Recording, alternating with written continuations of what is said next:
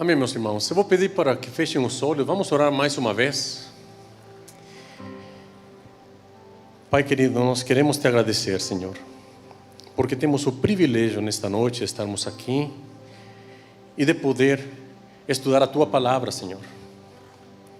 Essa Palavra que é viva e eficaz. Essa Palavra que é maravilhosa, Senhor. E nós te pedimos que Teu Espírito Santo venha falar com cada um de nós nesta noite, Senhor. Que Teu Espírito Santo prepare os nossos corações. Que abra os nossos ouvidos e a nossa mente, Senhor. E que essa palavra venha a frutificar a 1000 por 1 para a Tua glória, em nome de Jesus. Amém.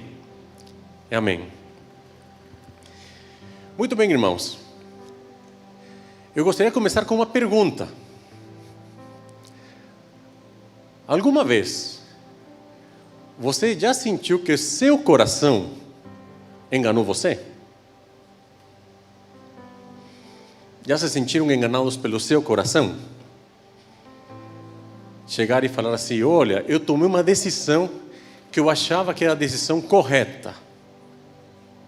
No meu coração eu tinha certeza que era a decisão correta. E não foi a decisão correta. Agora quero que pensem por uns minutos no seguinte: quantos de vocês têm conta no banco? Levanta a mão aí. Muito bem. O que você faria se neste momento o gerente do banco ligasse para você e falasse assim: a sua conta está comprometida. Alguém pegou a sua senha e está gastando o seu dinheiro. O que você faria? Uma pessoa só. Não precisa de todo mundo, uma pessoa respondendo aí. O que você faria? Eu entrava em desespero, mais ou menos isso. Eu acho que todos nós entraríamos em desespero e falaríamos: não, feche essa conta, segura, não mexa. Porque é algo que tem valor para nós. Nessa sociedade, a gente se move através das finanças, correto? Muito bem, meus irmãos. A Bíblia nos ensina que nós temos algo que é muito mais valioso do que o dinheiro e que precisamos proteger. E sabe o que é? Acho que tivessem colocado aí o título da mensagem, mas não deram um spoiler aí. É o nosso coração. Precisamos aprender a proteger o nosso coração. Jesus diz em Lucas: porque aonde estiver o teu tesouro, ali também estará o vosso coração. Muito bem. Então eu gostaria, meus irmãos, que hoje nós pudéssemos fazer um alinhamento bíblico, sim, mas principalmente prático, daquilo que o Senhor quer nos mostrar acerca de guardar o coração. Como devemos proteger o coração de uma forma bíblica, mas principalmente de uma forma prática. Que não fique só na teoria, meus irmãos, mas que nós possamos sair daqui desta noite com o compromisso de guardarmos o coração, sabendo como é que esse coração se guarda, se protege. Amém? Então vamos ler juntos Provérbios 4:23. Eu vou utilizar aqui a versão Almeida Corrigida e Fiel. Você pode trocar a versão? Isso. Sobretudo o que se deve guardar, guarda o teu coração, porque dele procedem as fontes da vida. A palavra coração, seja no hebraico, seja no grego, meus irmãos, aparece aproximadamente umas 1000 vezes na Bíblia. E não se refere ao órgão físico, mas se refere basicamente a 4 coisas.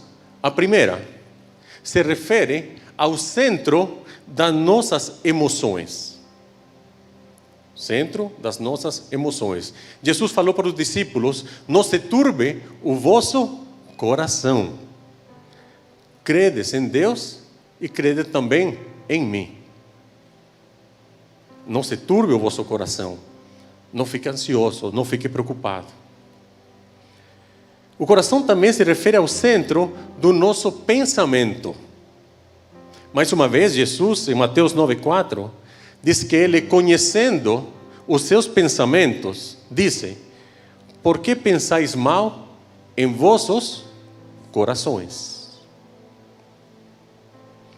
Também o coração está relacionado ao centro da nossa vontade.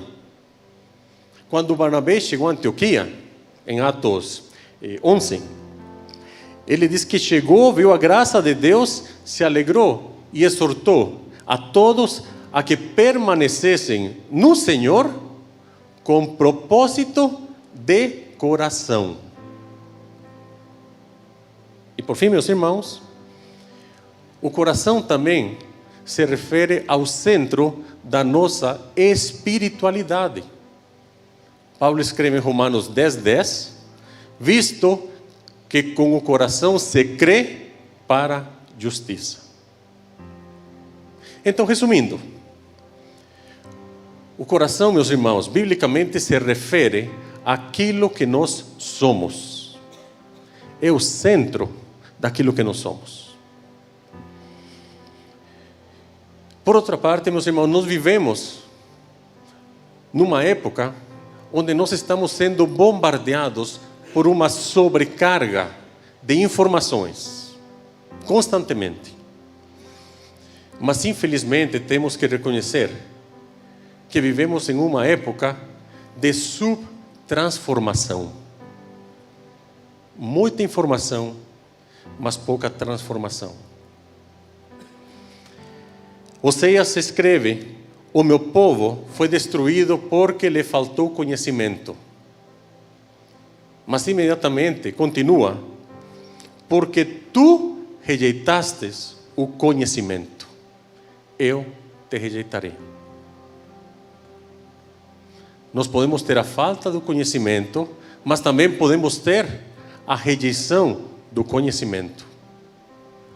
Por isso, Tiago nos instrui a que sejamos não somente observantes, ouvintes da palavra, mas cumpridores da palavra.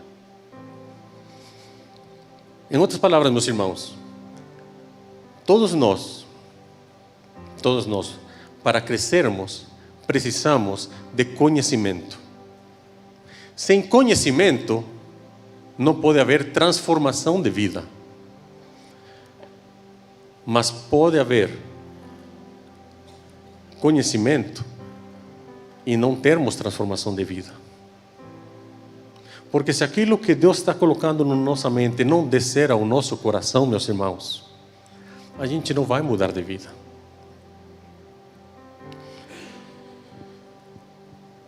E nesta sobrecarga de informações, meus irmãos, nossos corações diariamente estão sendo bombardeados por mensagens contraditórias. É só entrar nas notícias. Você muitas vezes não sabe em quem acreditar. Em que você pode crer?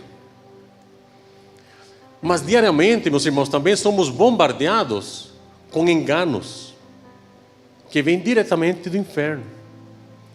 Somos bombardeados com pecados constantes que querem nos afastar do Senhor.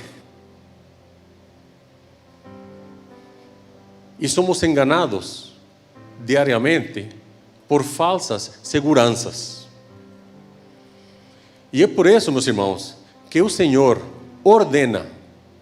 Ele não sugere, Ele dá uma ordem sobre tudo o que se deve guardar. Guarda o teu coração. É uma ordem. Guarda o teu coração. Quando a palavra começa com sobre tudo o que se deve guardar, ele está implicando aqui uma prioridade. De todas as coisas que você tem que guardar, sobretudo, o que é mais prioritário é que guardar o coração. E a palavra guardar aqui, meus irmãos, é um verbo que está no imperativo. O que significa imperativo? Que é uma ordem. E uma ordem constante. E guardar aqui significa, ou dá a ideia, de um sentinela, de um vigia, um guarda que está protegendo aquilo que tem valor, ou aquilo que é mais importante. E ainda o autor de Provérbios nos diz porque dele procedem as fontes da vida. O que significa fontes? Significa início, origem. Então, se nós fazermos a seguinte pergunta: por que Deus ordena que guardemos o coração? Porque, meus irmãos, o coração é o centro de controle de tudo o que nós somos. E da mesma forma que uma nascente de um rio, se essa nascente está poluída, a água desse rio vai ficar poluída. Se o nosso coração está poluído, a nossa vida vai estar poluída também. Mas, meus irmãos, aquele que está em Cristo, Cristo mesmo diz que dele fluirão rios de água viva. E uma mesma fonte não pode jogar dois tipos de água. Amém?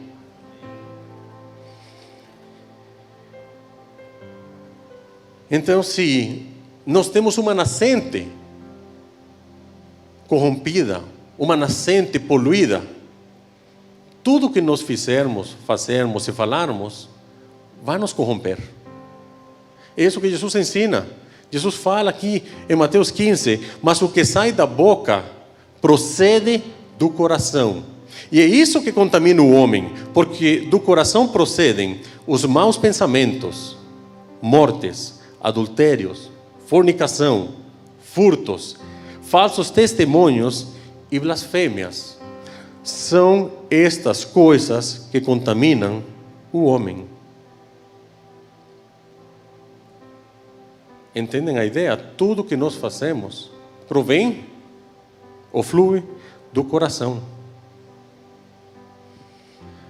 Agora, quantos de vocês já escutaram a expressão: o nosso coração é enganoso?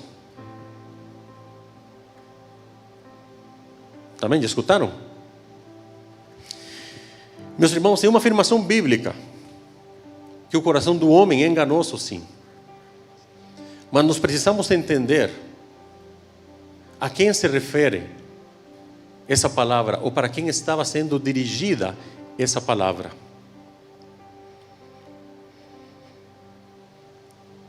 Essa palavra nós encontramos em Jeremias, quando Jeremias está descrevendo a situação que estava acontecendo no reino de Judá.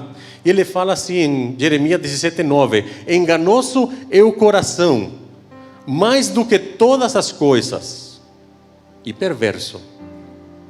Quem o conhecerá? Jeremias está profetizando na pior crise espiritual do reino de Judá, um pouco antes do exílio da Babilônia. Mas devemos entender que Jeremias está falando aqui da condição do coração do homem natural, daquele homem que nasce em Adão. O coração do homem em Adão é enganoso. E não só enganoso, mas é perversamente corrupto. É exatamente igual a um espelho distorcido, onde você pode observar uma imagem, mas essa imagem não é real. E esse coração enganoso, ele vai agir de três formas.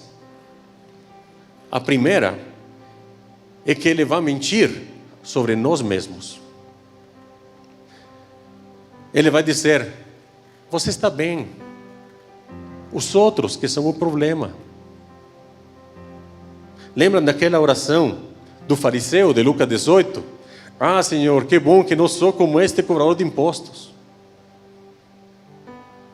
É assim que o coração enganoso age.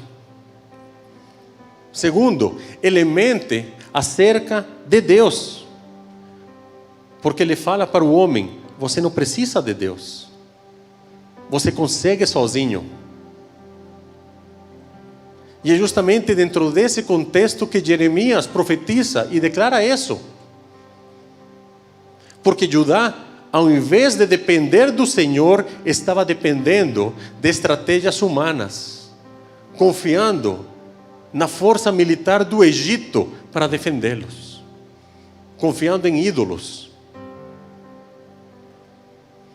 E por isso, nos versículos próximos de Jeremias 17:9, o que nós temos é o Senhor falando: maldito o homem que confia no homem, e bendito o homem que confia no Senhor.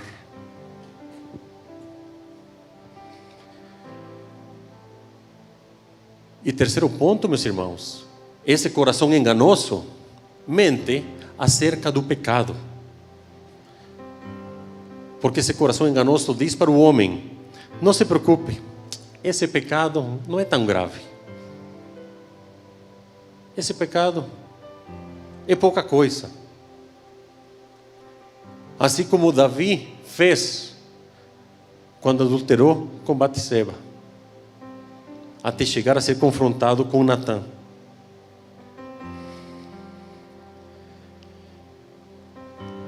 Vocês já perceberam como o coração do homem é enganoso? O próprio Adão, depois de pecar, meus irmãos, ele procura se justificar. Eu comi do fruto, mas foi culpa de quem? A mulher que me destes.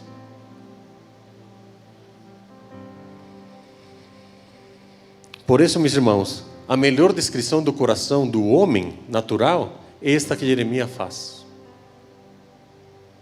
Mas é importante que a gente entenda o que está aqui escrito. Primeiro, diz que ele é enganoso. A palavra enganoso em hebraico é Jacob. Daí vem o nome Jacob, enganador. É um coração fraudulento, é um coração profano. E aqui diz que é desesperadamente corrupto ou perverso. A palavra que está aí, meus irmãos, é incurável.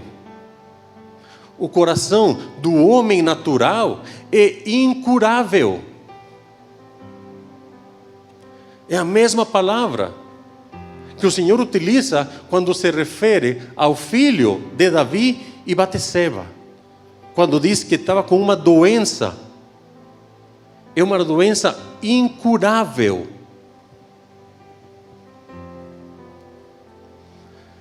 Mas eu tenho uma boa notícia para vocês, meus irmãos. Deus não nos deixa sem esperança. Sabem por quê?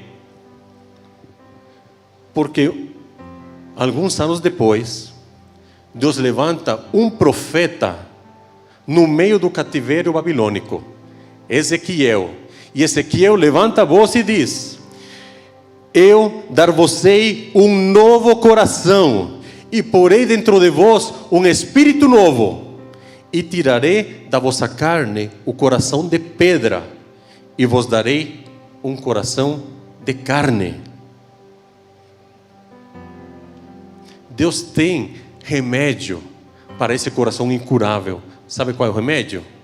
Tirar esse coração enganoso e dar para nós um novo coração. Um novo coração e um novo espírito. Quantos aqui já receberam o Espírito Santo? Muito bem. Eu quero dar uma notícia para vocês. Se você tem o Espírito do Senhor, você tem um novo coração. Você tem um novo coração. Primeiro, meus irmãos, vem o coração. Depois vem o Espírito. Por quê? Porque Deus coloca em nós um coração sensível. E posteriormente, nesse coração de carne, esse coração sensível, o Espírito Santo vem e convence do pecado, da justiça e do juízo. E aí, a pessoa acredita no seu coração que Deus ressuscitou Jesus dentre os mortos e o confessa como Senhor e Salvador.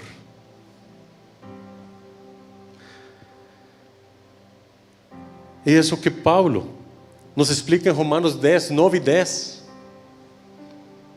No versículo 9, Paulo fala acerca do espírito e depois do coração. Mas no versículo 10, ele coloca na ordem certa.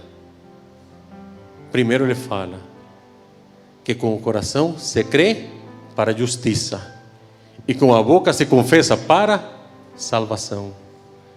E a mesma afirmação ele faz em Coríntios, na segunda carta aos Coríntios: cri, por isso falei. Sabem por que Deus nos dá um coração novo, meus irmãos? Porque é impossível nós acreditarmos no Senhor Jesus com um coração enganoso. É uma contradição eu dizer, eu acredito no Senhor Jesus com um coração que me engana. É impossível, meus irmãos. Deus nos dá um novo coração, um coração de carne, que deve ser guiado e ensinado pelo Espírito Santo. E por isso Ele, além desse novo coração, nos dá um novo Espírito.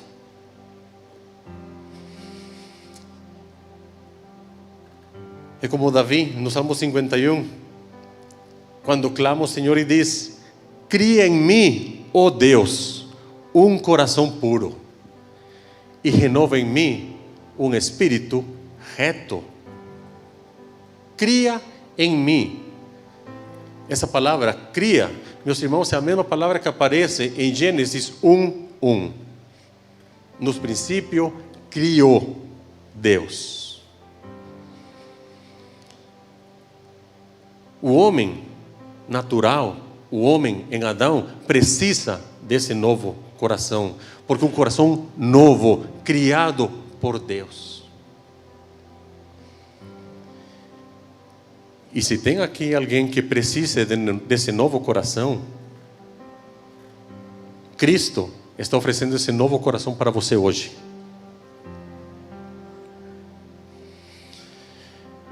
Então, meus irmãos, precisamos fazer um alinhamento aqui. Precisamos parar de falar que nós temos um coração enganoso. Nós não temos mais um coração enganoso. Nós temos um coração novo que foi dado pelo Senhor. Amém? Porém, esse novo coração, meus irmãos, ainda pode ser enganado. E aqui que está a diferença.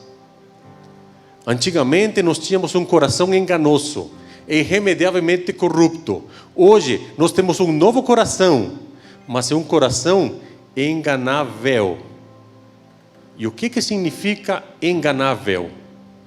Que ele pode ser enganado sem a gente perceber que está sendo enganado. E é por isso que a própria palavra nos manda fazermos o quê? Guardar, vigiar esse novo coração, meus irmãos.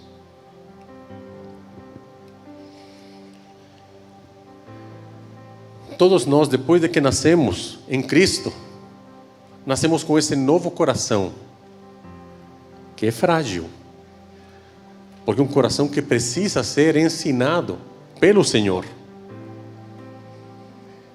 O autor de Hebreus, no capítulo 3, versículo 12, ele nos alerta: vede, irmãos, que nunca haja em qualquer de vós um coração mau e infiel para se apartar do Deus vivo. E aqui eu gostaria de destacar algumas palavras, porque esse versículo é importante. Quando o autor escreve coração mau, a palavra mal, oneros, no grego, dá uma ideia de um coração que se degenera. Ok? Não é um coração degenerado, não, um coração que se corrompe progressivamente.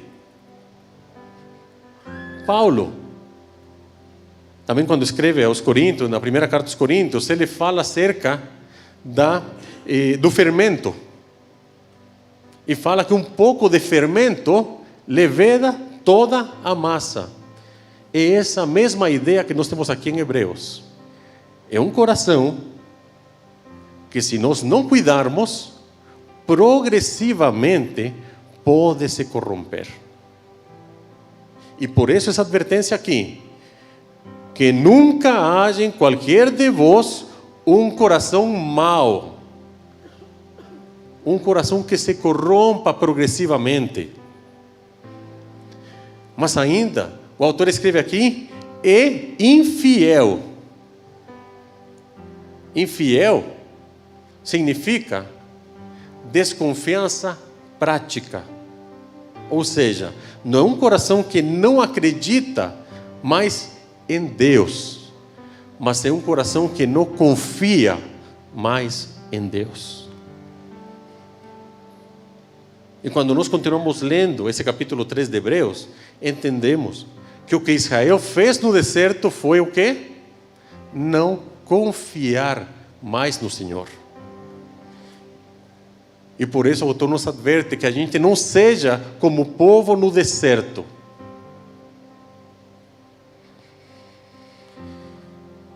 E nós podemos perguntar como o meu novo coração pode ser enganado hoje. Meus irmãos, ele pode ser facilmente enganado, porque o diabo está ao nosso redor, como um leão, esperando para ver a quem ele pode devorar. É só um filme que eu vou assistir. É só uma piada que eu vou contar. É só uma música com uma letra que não agrada ao Senhor, mas é uma coisa simples. Não, meus irmãos, é uma brecha enorme nesse novo coração.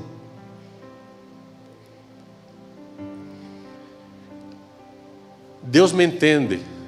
Eu posso brincar, eu posso flertar com o pecado. Deus sabe da minha fraqueza. Deus conhece a sua fraqueza e manda você fugir do pecado. Mas às vezes a gente quer ser igual a Sansão, que confia na sua força, e não vai acontecer nada comigo. Não, meus irmãos. Ou a gente entra na arrogância. Não, mas eu sou um cristão maduro.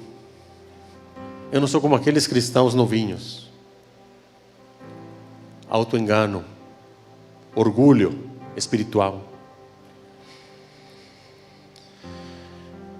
Meus irmãos, muitos cristãos caem no pecado porque gastam mais tempo nas redes sociais, na televisão, nas fofocas, do que na palavra e na oração.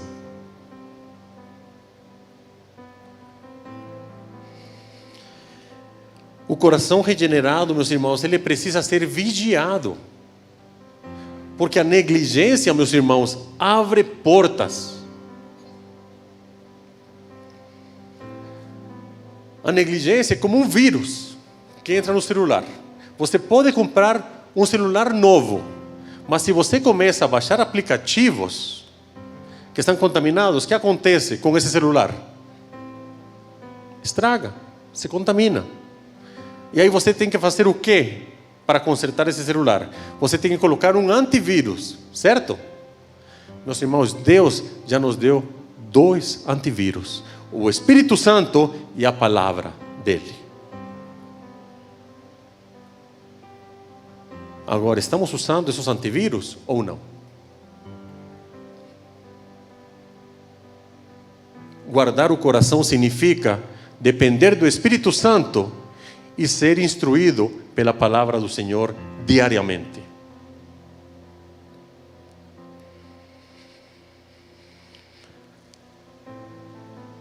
De forma prática, como mantemos esse coração protegido? Primeiro, devemos nos examinar diariamente. Diariamente, meus irmãos. Da mesma forma que as misericórdias do Senhor se renovam sobre nós a cada manhã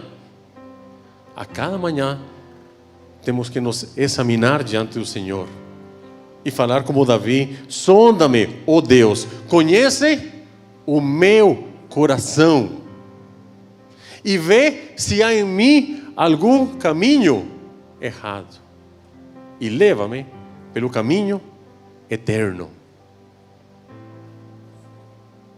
Sonda-me, ó Deus, e conhece o meu coração. De uma forma prática, meus irmãos, devemos perguntar ao Espírito Santo: o que o Senhor está falando comigo hoje? E o que o Senhor já falou e eu tenho ignorado? Devemos, meus irmãos, encher o nosso coração diariamente com a palavra de Deus. Mais uma vez, Davi escreve, Salmo 119: guardei a tua palavra no meu coração, para não pecar contra ti. Meus irmãos, decorar versículos cria barreiras, levanta muros, coloca limites. É a palavra de Deus que o Espírito Santo que habita em nós vai utilizar para nos direcionar diariamente. Agora, se a palavra de Deus não habita ricamente em nós, nós podemos dar ouvidos a outras palavras. Devemos perguntar diariamente qual texto bíblico está governando a minha decisão neste momento. Devemos ser mais semelhantes aos bereanos, que examinavam tudo, meus irmãos. Tudo à luz da palavra. A palavra tem que ser o nosso filtro.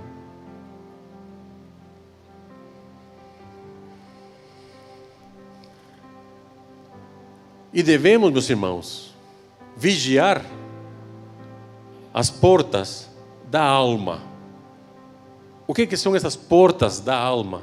É uma expressão que os puritanos utilizavam, que se refere a tudo que entra pelos nossos olhos, tudo que entra pelos nossos ouvidos e tudo que nós tocamos. Ou como diria Paulo em Filipenses 4:8, finalmente, irmãos, tudo que é verdadeiro, tudo que é digno, tudo que é justo, tudo que é puro, tudo que é belo, tudo que é honroso, se há alguma virtude ou algo digno de louvor, meditem nisso.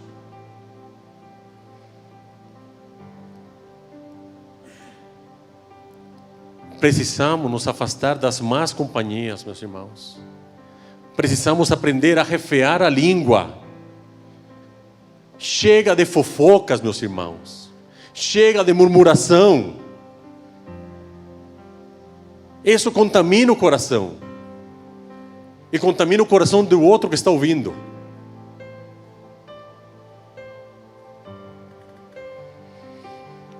Temos que nos perguntar: o que está entrando pelos meus olhos e pelos meus ouvidos está me aproximando ou está me afastando do Senhor?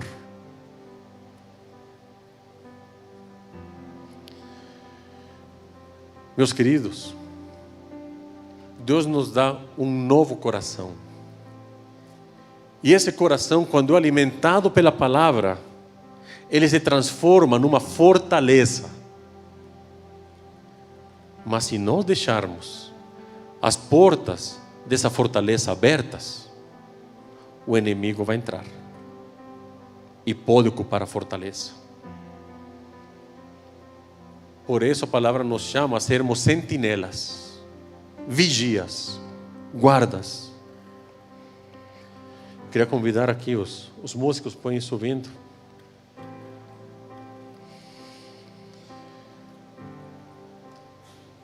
Meus irmãos, é um tempo de alinhamento. Alinhamento prático.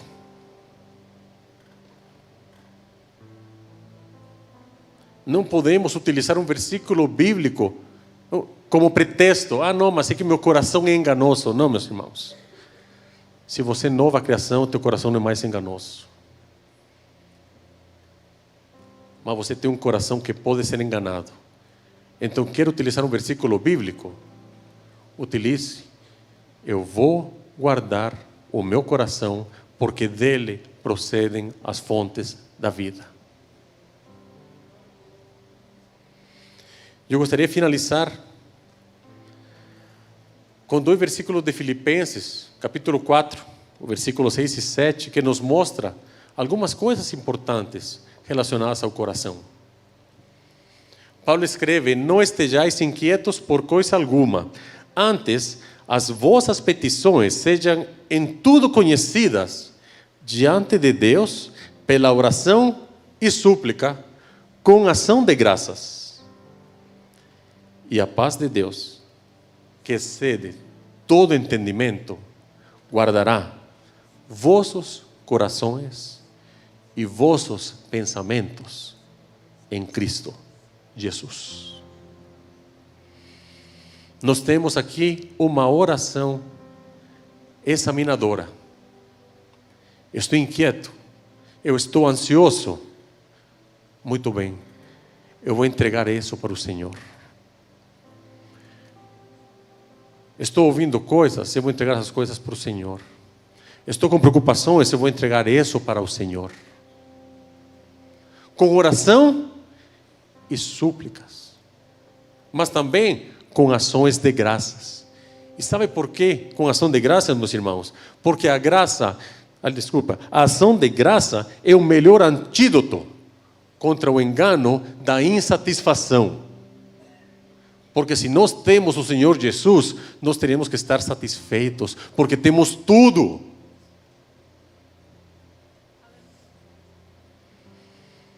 E Paulo termina aqui com uma promessa que vem do Senhor. A paz de Deus guardará. É a paz de Deus que é o sentinela, porque agora guardará aqui. Está no grego, não está mais lá no hebraico. E a mesma palavra, sentinela. É um verbo militar. É a paz de Deus que está cuidando os nossos corações e os nossos pensamentos em Cristo Jesus.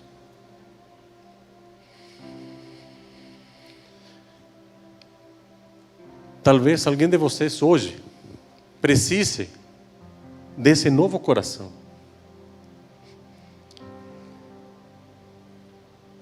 Eu gostaria de saber se tem alguém que não entregou a sua vida para o Senhor Jesus ainda aqui.